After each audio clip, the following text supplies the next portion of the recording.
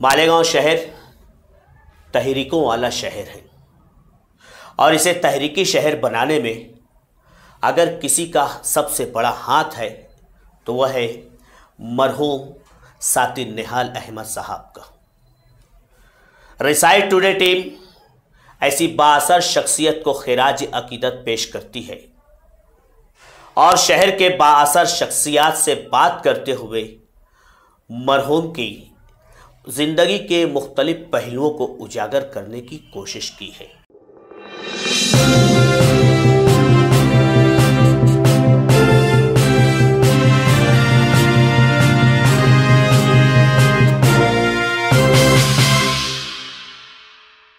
फरवरी 2016 को मालेगांव की सियासत का एक चिराग गुल हुआ, जिसे मरहूम निहाल अहमद अलमारूफ साथी निहाल अहमद, इस चिराग की रोशनी में सिर्फ मालेगांव ही नहीं बल्कि अतराफ़ के शहर ने भी इस्तिफ़ादा। साथ ही साथ वो किसी एक मज़हब के लीडर नहीं थे बल्कि हर तबके हर मज़हब के लीडर थे। आइए उनके काम और उनकी शख्सियत को जानने के लिए हमने हिंदू भाइयों से भी उनके ख्यालात जाने। देखते रहिए रिसाइट टुडे। मौत जब आके कोई शम्मा बुझा देती है, मौत जब आके कोई शम्मा बुझा देती है, झिलमिला जाते हैं इंसान की यादों के चिराग।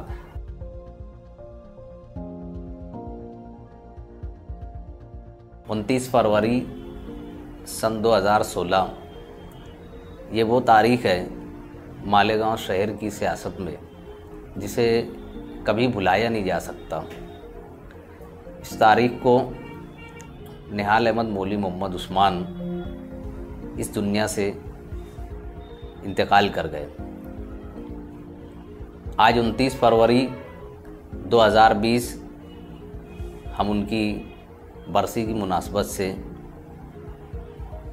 कुछ खिराज अकीदत पेश करना चाहते हैं। निहाल साहब की पैदाइश 22 मई सन 1927 को हुई। 1949 में पहला इलेक्शन उन्होंने म्यूनसिपल काउंसिल का, शहरी बल्दिया का पहला इलेक्शन सन 1949 में उन्होंने किस्मत आजमाई, उसमें नाकाम हुए। वो निहाल साहब अपनी ज़िंदगी का पहला इलेक्शन हार गए थे। उसके बाद 1954 में दोबारा वो सियासी मैदान में आए और म्यूनसिपल काउंसिलर के तौर पे शहरी सियासत में पेशकदमी की। निहाल साहब जो थे मेरे पिताजी के दोस्त थे और उनकी दोस्ती कुछ ऐसी थी कि दोनों साथ में एमएलए बने थे।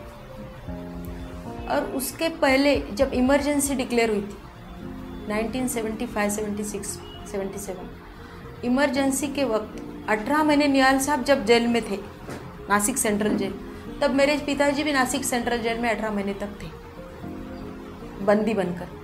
तो तब उनकी दोस्ती में गहराई आई थी, पहचान बनी थी और सोच दोनों की एक जैसी थी। उसूल के पक्के थे मेरे पिताजी भी और निहाल साहब। और तब दोनों एक पक्ष में थे, जनता दल, जनता पार्टी जब थी। उसके बाद में दोनों जब एमएलए हुए तो विधानसभा में भी दोनों साथ साथ काम करते थे। कुछ बाद में हुआ ऐसा कि उनकी तो दोस्ती थी, लेकिन नागपुर के अधिवेशन में दोनों एक साथ मिले। तब था 1989 ये साल था और तब मालेगांव के सदर मेरे मिस्टर दीपक भोसले हुए थे और वो कम उम्र में सदर होने वाले हिंदू नगराध्यक्ष थे। तो कुछ ऐसा हुआ कि उनके लिए रिश्ता ढूंढना चालू था। तब निहाल साहब ने पूछा मेरे पिताजी से कि आपकी बेटी अगर शादी के लिए हो तो। उम्र छोटी थी मेरी, लेकिन दोस्ती की गहराई में, विश्वास में वो नाता जुड़ गया। वैसे हमारा मालेगांव में कोई रिश्तेदार नहीं था तब, लेकिन निहाल साहब के विश्वास के ऊपर दीपक भोसले साहब से मेरी शादी हो गई। यानी मुझे मालेगांव में लाने वाले निहाल साहब थे और जब वो मेरे पिताजी के दोस्त थे तो मुझे भी वो पिताजी जैसे ही लगता। हमारी स्कूल चूना भट्टी पे थी और मैं खुशामदपुर से आता था, तो रास्ते में कई ऐसे घर और मकान मिलते थे जो छोटे छोटे घराने थे, बस कस्म पुरसी के हालात गुजारा करते थे। तो उनको देखकर मुझे न अजराए हमदर्दी ये हुआ कि आवाम का काम करना चाहिए और अपने को बेलोस होकर करना चाहिए। तो उसी को ख्याल रख कर निहाल साहब की तहरीकों में इब्तिदाई दिनों में मैं खुद जुलूस में, जलसे में हर आगे की पट्टी पे बैठा रहा करता था और जुलूस में भी शरीक होता था।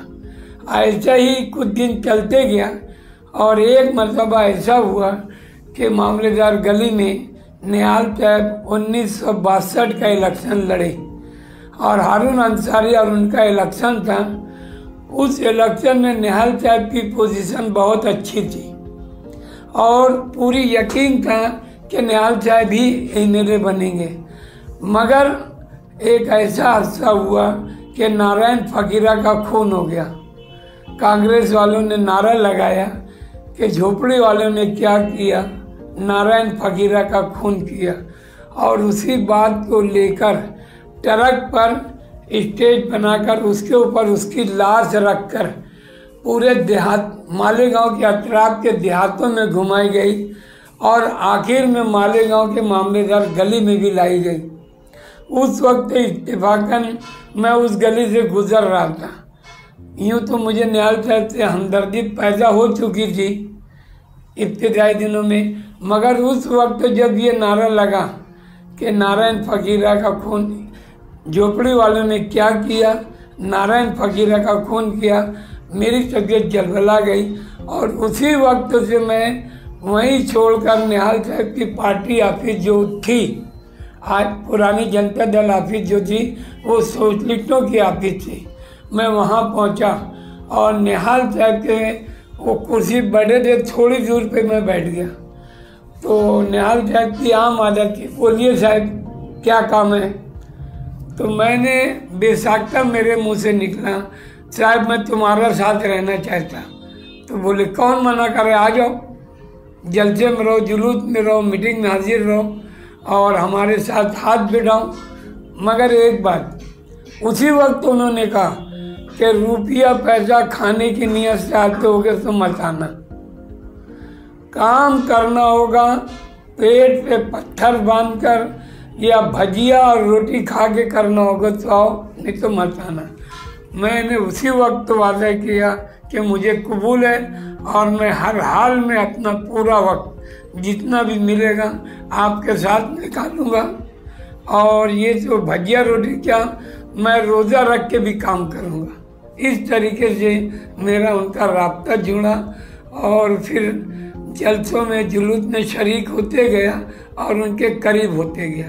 तो बहुत सारी तहरीकें जिसमें मैं निहाल साहब के शाना व शाना उनके साथ में शामिल था और जितनी भी ऐसी तहरीकें हैं ये सब अवामी फलाह व बहबूद के लिए उठाया गया कदम था और मैं उनके साथ में था। यहाँ तक कि निहाल साहब जो है ये पुलिस के जुल्म व बर्बरियत के खिलाफ अक्सर निबर्द आज़मा रहते थे और इसके लिए वो जो भी तहरीक चलाते थे हम लोग उसमें साथ में शामिल रहा करते थे।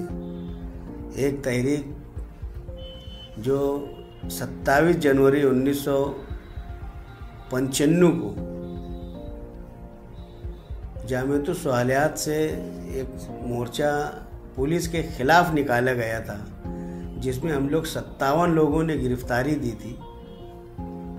तो वो एक यादगार तहरीक है कि जब सिर्फ तहरीक के ऐलान के साथ में ही सुलेमानी चौक से जामियतुस सुहालियात का पूरा इलाका पुलिस छावनी बना हुआ था और उस वक्त तो युवा जनता दल के नाम से हम लोगों ने अपने हाथों को रस्सी से पीछे की तरफ बांध के मुंह पर रुमाल बांधकर हम लोगों ने अपने आप की गिरफ्तारी दी थी और वो एक यादगार तहरीक थी। माझं नाव विजय लाडके, मी कॅम्पात जन्मलो आणि आत्तापर्यंत कॅम्पातच वाढलो। म्हणजे मालेगाव शहर कॅम्प एकच होतं आधी। तर निहाल साहेब आमच्या घरी आमच्या वडिलांपासून विठ्ठलराव काळे माजी नगराध्यक्षांनी यायचे। त्या लहानपणापासूनच साहेबांबद्दल मला इतकी आपुलकी निर्माण झाली।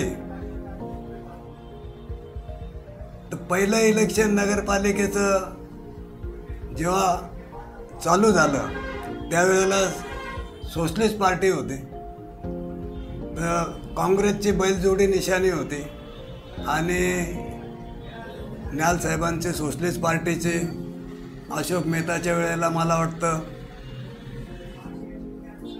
झोपडी सायकल झाड असे निशाणीवरून कॅम्पात इलेक्शन उभं राहिलं. त्यावेळेला मी नेटकंच 5वी शाळा सोडली आणि ती लाल टोपी घालून वावरायला लागलो. तर कॅम्पात काँग्रेसचं इतकं वर्चस्व होतं, पण तेव्हापासून आजपर्यंत जनता पक्ष, जनता दल साहेबांनी इतकं काही बालकडू पाजलं आणि त्यांचे एक एक विचार. ज्या वेळेला मालेगाव शहरात 2 वेळेला 3 वेळेला दंगली झाल्या, पण आम्हाला आजपर्यंत मालेगाव शहरात एकही मुसलमानांनी जातीवादी समजून कधी केसालाही धक्का लावला नहीं. 1962 में वो सदर बल्दिया बने और सदर बल्दिया के ओहदे पर रहते हुए उन्होंने असेंबली के इलेक्शन में किस्मत आजमाई. 1 मई 1960 को मुंबई समेत महाराष्ट्र बन चुका था और 1962 का इलेक्शन हुआ.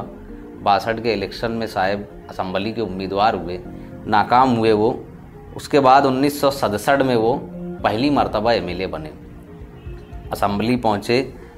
उसके बाद उन्होंने 1978, 1980, 1985, 1995 इस तरीके से मुख्तलिफ इंतखाबात में उन्हें कामयाबी मिलती रही. न्याल साहब के साथ में अपने हमारे जो ताल्लुकात है वो तो बाप दादा से, यानी हमारे वालिद जो थे उनके ऐसे समझ लो कि राइट हैंड थे उनके. और मालेगांव के अंदर कैंप के अंदर जब भी सभा होती थी तो हमारे दुकान के पास ही होती थी. कुरैशी सोडा वाटर फैक्ट्री यहाँ पर ही होती थी. और न्याल साहब से मतलब बहुत घरेलू संबंध भी थे और अच्छे थे. यानी जब भी उनका इलेक्शन आता था हम पूरी फैमिली है ना उनके साथ में यानी घूम के प्रचार के लिए जाते थे. मैं जिस महल्ले का रहने वाला हूँ वो इस्लामपुरे से निहाल साहब की ऑफिस करीब रहने की वजह से जब से हम लोगों को थोड़ा शऊर आया तो रास्त या भी रास्त तरीके से हम लोग निहाल साहब के साथ जुड़ गए और उनकी हर तहरीक और हर जलसों में शिरकत करते थे. यानी ऐसा नहीं था कि हम एक शऊर को पहुँचे और उसके बाद किसी पार्टी में शामिल हुए, बल्कि हम लोग फितरी तौर से निहाल साहब की तहरीकों से बचपन से मुतासिर थे और बचपन से जब उनके हर प्रोग्राम, हर जलसों में हम लोग शामिल हुआ करते थे. साहब मेरे राजकीय गुरु थे. उनके जो ख्यालात थे, उनके नज़रिया था, सोच का जो नज़रिया था वो वाकई कहलाने जैसा था. मालेगांव में हिंदू मुस्लिम कौम एकता रखे उसमें, और उन्होंने मालेगांव महापालिका बनाने को बहुत विरोध था उनका, लेकिन फिर भी सियासी लोगों ने उनका दाव पलटा के उन्होंने करके आज मालेगांव पछता रहा है. और आज मालेगांव में दोनों एमएलए ने नज़दीकी इधर मरा हिंदू और नज़दीकी उधर मुस्लिम आमदार कर लिए उनके राजकीय डॉपेज के लिए. उसमें आवाम मर गई. गरीब लोगों को बाद 3 दिन बाद पानी आता तो भी पूरा नल पट्टी मांगते 2500 रुपया कहाँ से देंगे गरीब. मेरा नाम है विनय कृष्णराव वजे. 40 से 45 साल साहब के साथ. साहब की भाषा जो गरीब आता था वो गरीब के साथ गरीबी की भाषा वापरते थे. जो कायदे पंडित आता था उसको नवा कायदा बताते थे. उसको पूछते थे तुझे कायदा मालूम है क्या, तो जा अमुक अमुक कलम में ऐसा ऐसा लिखा पढ़ ले, उसके बाद मुझे पूछ क्या करना है. मालेगांव के जब पहले महापौर बने तो इसकी जो किताब आती ना म्यूनसिपाल्टी की 1953 के रूल की, वो किताब लेके म्यूनसिपाल्टी में जब आते थे तो अच्छे कार बिशप का नाम करके बाहर चले जाते थे. नहीं तो आते हम नमाज पढ़ के बोलते थे, कुलूब ला के चले जाते थे. एक सवाल का भी जवाब कोई दे नहीं पाता था. तो उसके बाद में हुआ ऐसा कि 2002 में जब महानगर पालिका के इलेक्शन लगे तो मैंने अपक्ष चुनाव लड़ी और मैं अपक्ष चुनकर आई प्रभाग में से. तब मेयर के लिए जब निहाल साहब का नाम आया तो बेझिझक किसी के दबाव में ना आते हुए मैंने निहाल साहब को वोट कर दिया. मैं मुताले में कहीं पढ़ा था कि जॉर्ज वाशिंगटन ने ऐसा कहा है उस वक्त कि लीडर वो जो आज से 1 साल बाद की बात आज ही आवाम के सामने बोल दे, और अगर वो बात ना हो सके तो दलील के साथ आवाम को मुतमईन करे कि इस वजह से नहीं हुई। क्योंकि निहाल साहब एक सियासी लीडर थे। उन्होंने 19 जुलाई 1992 को एक जुलूस निकाला और वक्त की हुकूमत को आगाही दी कि जिस तरीके के तेवर फ़िरक़ा परस्तों के दिखाई दे रहे हैं, इससे बाबरी मस्जिद को ख़तरा है। मगर ताकत के ज़ोम में उस वक्त की हिंदुस्तानी हुकूमत ने निहाल अहमद साहब जैसे जहां दीदा लीडर की बात को नहीं सुनी, और उसका रिज़ल्ट ये हुआ कि 6 दिसंबर 1992 को निहाल अहमद साहब की बात सच साबित हुई। आज मौजूदा फ़िरक़ा परस्त सरकार जिस तरीक़े से फ़ैसले कर रही है, तो आज हमें नहीं, हम लोग जो जनता दल के एक छोटे मोटे वर्कर हैं, बल्कि शहर का एक पढ़ा लिखा तबका बड़ी शिद्दत के साथ इस बात को महसूस कर रहा है, निहाल साहब की कमी को महसूस कर रहा है कि आज वो अगर रहते तो उनके अंदर बड़ी दूरअंदेशी थी, और दूरअंदेशी के साथ वो शहर को एक रुख दे सकते थे। मगर दस्तूर बचाओ कमेटी की जानिब से शहर के लोगों को जोड़कर हम लोग उनके बताए हुए रास्ते पर बहरहाल मुख्तलिफ तहरीकें चलाकर शहर को बेदार करने की कोशिश कर रहे हैं। लेकिन इस बात को हम तस्लीम करते हैं कि निहाल अहमद जैसी खूबी आज किसी के अंदर नहीं है, और शहरियान भी इस बात को शिद्दत से महसूस कर रहे हैं कि मौजूदा वक्त में निहाल अहमद जैसे लीडर का रहना बहुत ज़रूरी था। अब तो इतनी सियासी पार्टियां और इतने लीडर हैं कि हर एक का अपना अपना अलग नज़रिया है। हर एक अपने सियासी पार्टी और नज़रिए के हिसाब से अपना झंडा लेकर तहरीक चलाता है। लेकिन निहाल साहब का जो नज़रिया था, वो आज के दौर में ऐसा महसूस होता है कि वो कहीं गुम हो गए, कहीं खो गया है। निहाल साहब तहरीकों के बादशाह थे। उनका काम ही शुरू से कोई भी तहरीक, झोपड़पट्टी एक ऐसा मसला था कि वो तहरीक हर वक्त जिंदा रहती थी। हाई परचेज बेसिस पे झोपड़पट्टी के काम करने पे, फिर दवाखाने का काम करने का, उस वक्त कैंप वैम्प नहीं लगा करता था। सरकारी अस्पताल में जो बीमार रहते थे उनको ले जाना पड़ता था, तो हम लोग वो काम भी करते थे। निहाल साहब बोलते थे कि देखो वो लोग आए थे, उनको लेकर जाओ दवाखाने में, उनके साथ दवाई दिला दो, उनका हाथ बटा दो। ऐसे काम में उनके साथ किया करते थे। इस दौरान हमारे साथ अली अकबर, हबीब खां, शेख बशीर और साथ ही साथ 2-1 और वर्कर थे जिनका नाम मुझे याद नहीं, रजाक, शेख रजाक, ये सब थे। हम एक ग्रुप की शक्ल में रहा करते थे। ऐसी कोई तहरीक नहीं है जिसमें मैं निहाल साहब के साथ में नहीं हूँ। जैसे कि हम लोग को सत्याग्रह करने का, तो हम लोग ढूंढते थे किसी बाबा का संदल है क्या। तो हम लोगों को मरी माता के पास मोहन टाकिस के पीछे वहाँ का मालूम पड़ा हम लोगों को कि वो बाबा का भी उरूस है। तो हम लोगों ने, हमको परमिशन पुलिस नहीं देती थी, तो हम लोग चादर निकालती थी, सर पे थाला रख लेते थे, सिन्नी वगैरह और चादर रख के वो हम लोग अपने बराबर रूट से हम लोग बराबर वैसे जाते थे, और उसके अंदर नारा लगाते थे अनाज की तहरीक हो, बेवा लोग का फंड का मसला हो। वो बराबर हम लोग अपने ठेले पे जाके हम लोग अपना काम करते थे। उसके बाद हमने बारात, एक वर्कर की बारात थी, मैं समझता हूँ कि हकीम नगर की, और 37-3 एक दफ़ा 44 लागू था। अब क्या करना चाहिए क्या नहीं, साहब हम लोग ऑफिस पे बैठे तो सोचे कि क्या करना चाहिए। तो हम लोगों को रिपोर्ट लगी कि एक वर्कर की बारात है, तो उस बारात में हम लोग अपना नारेबाजी करते हुए अपना बराबर मेमोरेंडम वहाँ पर ऑफिसर आता था और हमारा लेके जाता था। इन्हें गोया कि हम लोगों के ऊपर केस जल्दी बनने नहीं देते थे हम लोग। ये किसी ने नहीं बोला कि मेरा बंगला हो गया, ये किसी ने नहीं बोला, मालेगांव में मेरे दुश्मन ने नहीं बोला कि मैंने रुपया कमा लिया। बोर्ड क्या लगाते थे कि साइकिल बनाई जा रही है, साइकिल दुरुस्त हो रही है, पंचर निकाला जा रहा है, बिस्तर बांधा जा रहा है। कोई चोरी करने की बात नहीं बोला, न मैंने इसको कभी पसंद किया। ऐसा आप मत समझिए कि मैं वही था तो मेरे पास रुपये लेकर आने वाले आदमी नहीं थे, ऐसा मत समझो। कंपनियों के हिस्सेदारी करने के लिए भी मेरे पास लोग आए। मेरे साथ वो लोग भी थे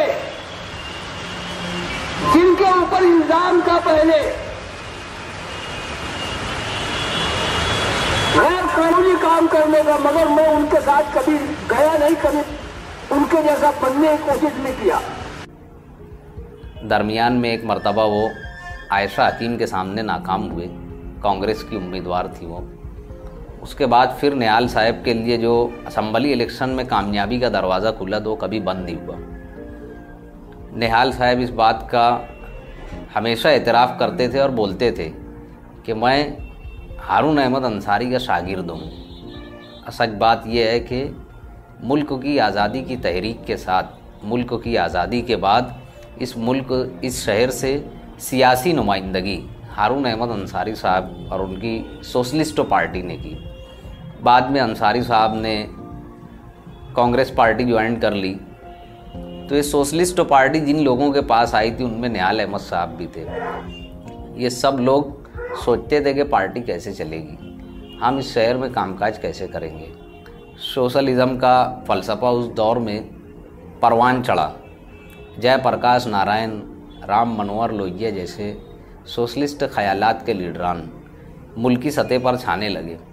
सोशलिस्टों को सबसे ज़्यादा उरूज जयप्रकाश नारायण की संपूर्ण क्रांति तहरीक से मिला। मुकम्मल इनकलाब के नारे के साथ पटना के गांधी मैदान से निकलने वाले जयप्रकाश नारायण ने कांग्रेस पार्टी और ख़ास तौर से इंदिरा जी के खिलाफ तहरीक छेड़ी। सिंहासन खाली करो जनता आती है, पूरे मुल्क में नारा गूंज रहा था। निहाल साहब उस तहरीक का हिस्सा बने और उन्होंने मुल्क के एक बड़े हिस्से में इस तहरीक के हवाले से अक़लियतों की क़यादत की। वो माइनॉरिटीज़ के नेता बने। दूसरा मैं कहना चाहूँगी कि जो भी उनके भाषण थे विधानसभा में, उनके जैसे भाषण शायद आज तक नहीं हुए। उनके भाषण में विचार था और लोगों के विकास की सोच थी। झगड़ों के लिए झगड़ा नहीं था, विरोध के लिए विरोध नहीं था, लोगों के लिए काम। निहाल साहब के बारे में तो जितना बोले उतना कम है कि वो वैसा लीडर ना आज तक के आया है ना कभी आएगा। मैं मेरी बात बोलता हूँ कि मैं एक आउटलाइन का लड़का था। यानी जब मेरा ताल्लुकात हुआ निहाल साहब से तो मुझे पुलिस आज़ाद नगर की दौड़ाई थी, तो मैं उस टाइम भागा, तो मैं भागने लगा तो उसके बाद निहाल साहब का जलसा जिलानी चौक पे चालू था।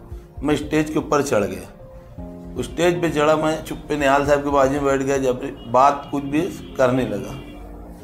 अब उसके बाद वहाँ से वो पुलिस लोग में इतना खौफ हो गया था कि मुझे बोले यार तेरी निहाल अहमद से कैसे तेरी दोस्ती, तो मतलब मैं उनका वर्कर। उसी वक्त से मैं निहाल साहब के जो पीछे लगा, आज तक उनका साथ छोड़ा नहीं और उनकी तहरीकों में हिस्सा लिया। और उनसे ये सीखा मैं ज़िंदगी में, जो मेरी आउटलाइन थी सबको छोड़ते हुए मैं ये सीखा कि सच्चाई का काम करो। निहाल साहब जब भी कोई भी काम करते सच के लिए, चाहे गर्दन कट जाए, वो हमको भी सिखाए।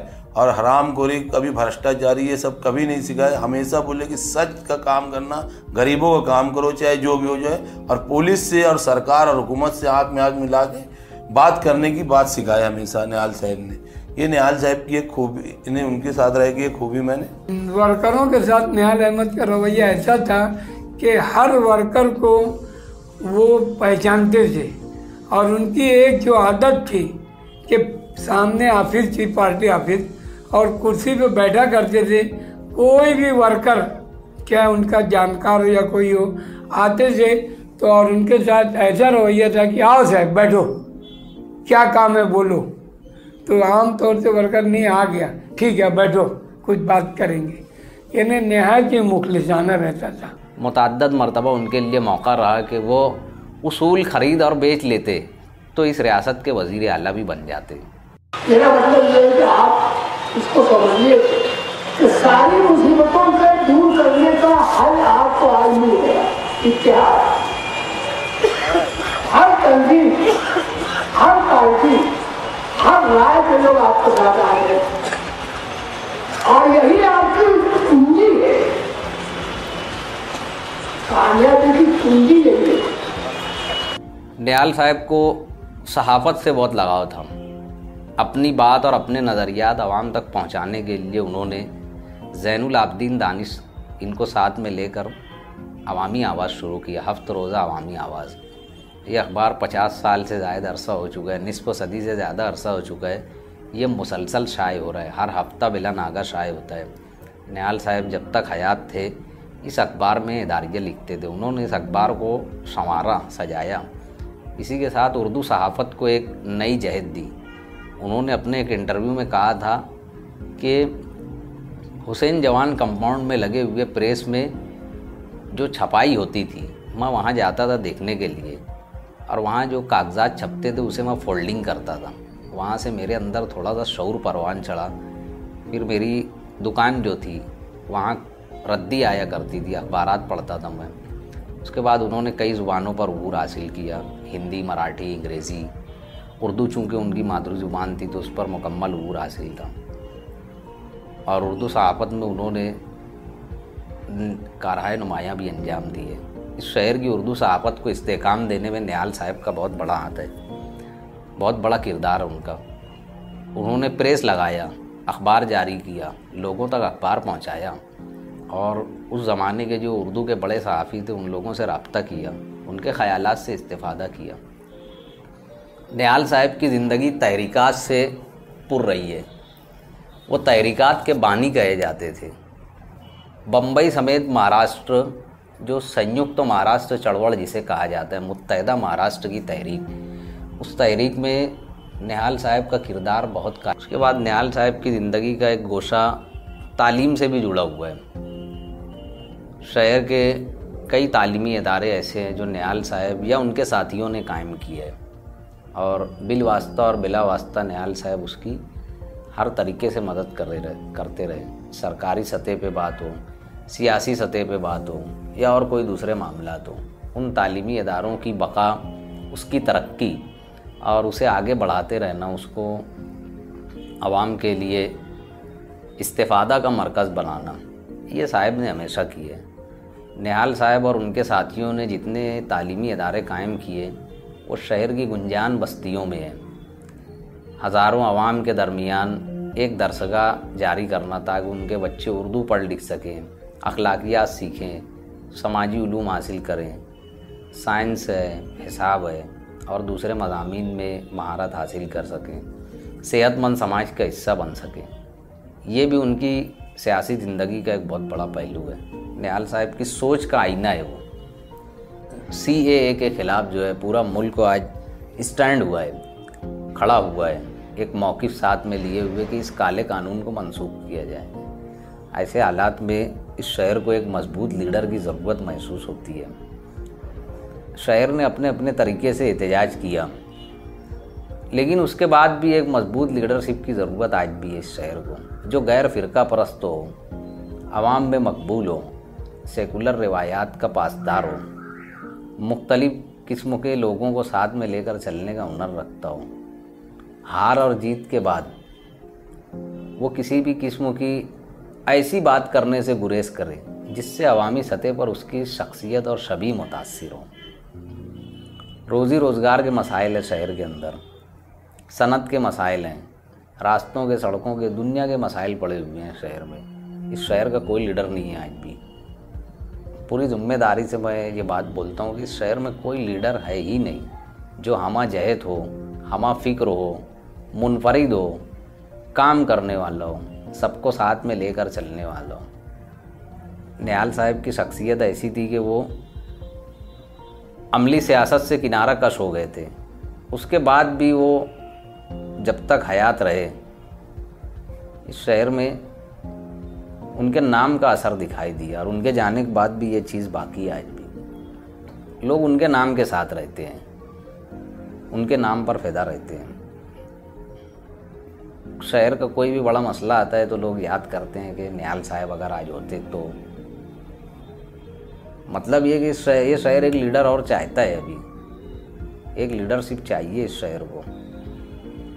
निहाल साहब पूरी ज़िंदगी, उनके साथी भी इस बात की गवाही देते हैं, उनके अहले खाना भी इस बात की गवाही देते हैं, उनका छोटे से छोटा जाहिल वर्कर भी इस बात की गवाही देगा, जिसने कुछ पढ़ा लिखा नहीं है, जो ज़िंदगी भर लूम चलाया है, मजदूरी किया है, लेकिन निहाल साहब के साथ रहा है, बोलेगा कि हमारे साहब ने इंतकामी कार्रवाई नहीं की, कभी नहीं की। उन्होंने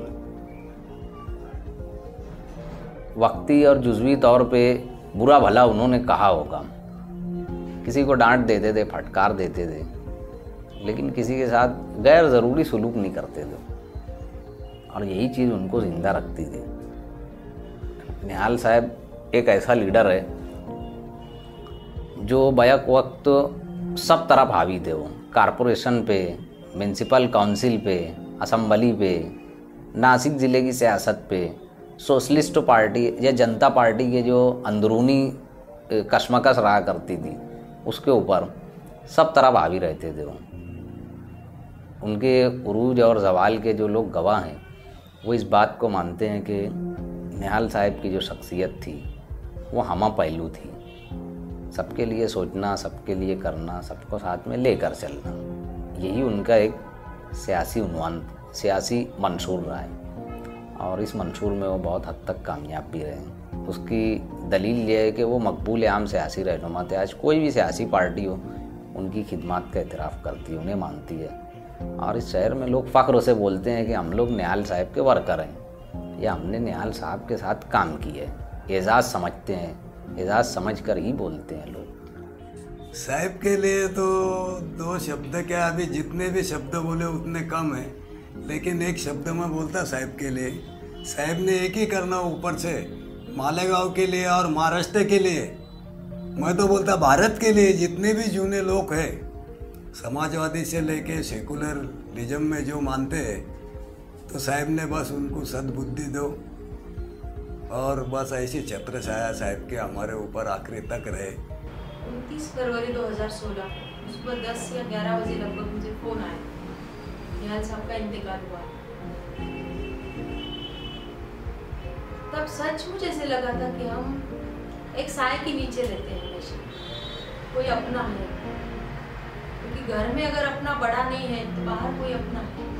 जैसे निहाल साहब थे, पिताजी के जैसे थे, तो मुझे ही नहीं हमारी पूरी परिवार को एक हादसा सा लगा, क्योंकि हमारा पूरा भोसले परिवार निहाल साहब से बहुत जुड़ा हुआ है, सालों से, आज से नहीं या मैं कह रही तब से नहीं, सालों से ये परिवार जुड़े हैं भोसले और निहाल अहमद से। तो ऐसा लगा था एक बड़ा साया हमारे ऊपर से उड़ गया। मैं उनके बारे में ये भी कहना चाहूँगी कि हमारी ज़िंदगी कितनी बड़ी है ये मायने नहीं रखती, हमारी ज़िंदगी लंबी होने से ज़्यादा हमारी ज़िंदगी चौड़ी कितनी है, हम कितने लोगों तक हमारे ज़िंदगी में पहुँचे हैं। जैसे निहाल साहब, आज की नस्ल ने ये समझना चाहिए कि जैसे हम उसूल पे कायम रखते हैं वैसे हम लोगों से जुड़े रहे, हम आम आदमी से जुड़े रहे। जैसे साहब आज हम जो अनबन देख रहे हैं तो ऐसा लगता है कि संभलने वाला बड़ा कोई नहीं है, तो उसूल तो है हमारे, कुछ सोच है उनकी, आज सोच के जरिए वो हमारे लिए जिंदा है। इंसान अगर चला भी जाता है जन्नत नसीब होने में, ऐसा सोचती हूँ कि उनके चले जाने के बाद भी वो उनके काम के जरिए, उनकी सोच के जरिए, उनकी आंदोलन के जरिए और कामगार मजदूर लोगों की काम की वजह से हम भी वो आज भी जिंदा हैं और वो हमेशा जिंदा रहेंगे। निहाल साहब के जैसा लीडर मैं समझता हूँ कि मालेगांव शहर ही नहीं, महाराष्ट्र में बैक वक्त जिनके अंदर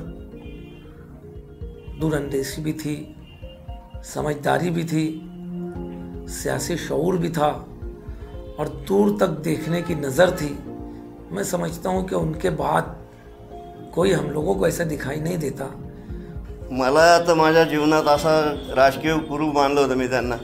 मी शून्यातून वर आलेला गरीब माणूस आहे, काही नाही माझ्याकडे, पैसे सापडणार नाही माझ्या घरात, पण साहेबांचे जे उपदेश, त्यांची कार्यपद्धती, त्यांची शैली हे पाहून मी आज इतकं शिकून गेलेलो आहे की मला तर मी कुठल्याच ह्याच्यात गुंतवा मी तिथून सही सलामत सोडून येईल बरोबर, इतकं मलाही कायदे कानून सर्व माहिती आहे। बस निहाल साहब के लिए तो मैं यही कहूँगा कि अल्लाह ताला उनकी मग़फ़िरत करे और अल्लाह ताला के दरबार में मेरी दुआ है कि अल्लाह ताला तमाम मालेगांव के लीडरों में और नौजवानों में, पार्टी के वर्करों में ऐसा जज्बा पैदा कर दे कि वो निहाल अहमद के नक्शे कदम पर चलकर मालेगांव की तरक्की में अपना हाथ बढ़ाए और गरीबों के काम आए।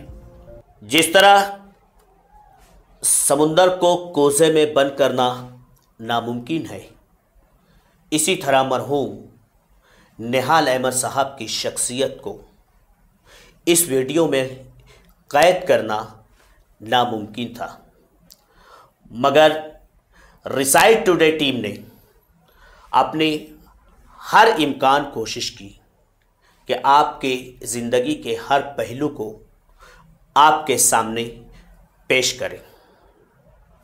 हम चाहेंगे कि हमारी रिसाइट टुडे टीम की इस काविशों को आप सराहते हुए इसे कबूल करें ताकि हमारे हौसलों को जिला मिले। मैं हूं काशिफ सम्मान और आप देख रहे थे ये स्टोरी रिसाइट टुडे पर। रिसाइट टुडे का ये क्रिएशन जिसमें बहुत मेहनत दरकार हुई, बहुत वक्त दरकार हुआ और इसके लिए हम थैंक्सफुल हैं हमारी टीम के। इस टीम में हैं जाहिद अमीन सर, हामिद हसन सर और शाहिद हुसैन साहब। इसी के साथ में जो इसके लेखक हैं या जो कंसेप्ट पर जिन्होंने काम किया उनमें मुख्तार अदिल साहब भी हैं, मैं खुद हूँ, उसके बाद अब्दुल रहमान साहब हैं और जिनका हम शुक्रिया अदा करना चाहेंगे कि जिन्होंने हमें डेटा दिया, जिन्होंने हमें स्टोरी दी। उनमें सबसे पहला नाम है शान हिंद जो निहाल साहब की बेटी हैं, साजदा मैडम, मुस्तकीम डिग्निटी साहब, इसी के साथ हनीफ साबिर साहब, अब सुहेल अब्दुल करीम साहब और हस्ब इख्तिलाफ के साबिर गौहर साहब। इसी की तरह से हमारी जो मदद की ज्योति भोसले साहबा ने भी हमारी काफ़ी मदद की ये स्टोरी जानने में। ये स्टोरी बहुत बड़ी थी, इसे थोड़े वक्फे में, थोड़े टाइम में समोना बहुत ही मुश्किल था, तो हमने इसका कुछ हिस्सा आपके सामने पेश किया। अगला एपिसोड या अगला इसका पार्ट हम इस पर काम कर रहे हैं और इंशाल्लाह ज़रूर वो आप जल्द ही आपके सामने मंजर आम पर आएगा। इसी शुक्रिया के साथ हम इस प्रोग्राम को ख़त्म करते हैं और आपसे ये इल्तिजा, ये दरख्वास्त करते हैं कि अगर आपको ये डॉक्यूमेंट्री पसंद आई हो तो हमें कमेंट ज़रूर करें। अगर आपने अभी तक हमारे चैनल को सब्सक्राइब नहीं किया हो तो सब्सक्राइब ज़रूर करें और बाजू में जो बेल आइकॉन दिया हुआ है उसे भी दबा दें ताकि हमारी हर वीडियो की नोटिफिकेशन आप तक के पहुँचे। देखते रहिए रिसाइट टुडे न्यूज़ और हमारी सभी खबरों के साथ आप बने रहिए। खुदा हाफिज़।